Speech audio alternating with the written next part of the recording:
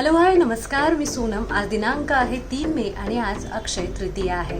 3.5 मुहूर्तांपैकी एक मुहूर्त म्हणून ज्या दिवसाचं महत्त्व विशद केलं जातंय तो दिवस म्हणजे अक्षय तृतीया।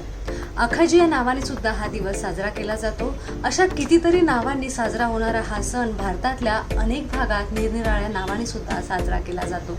या दिवशी सुरू केलेल्या कुठल्याही कार्याचं क्षय होत नाही असंही म्हटलं जातं।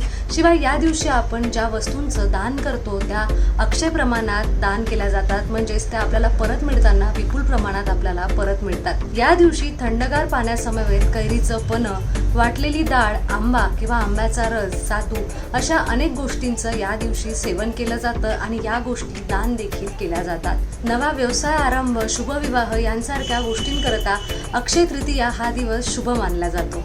तुम्हा सर्वांना अक्षय तृतीयाच्या खूप खूप शुभेच्छा।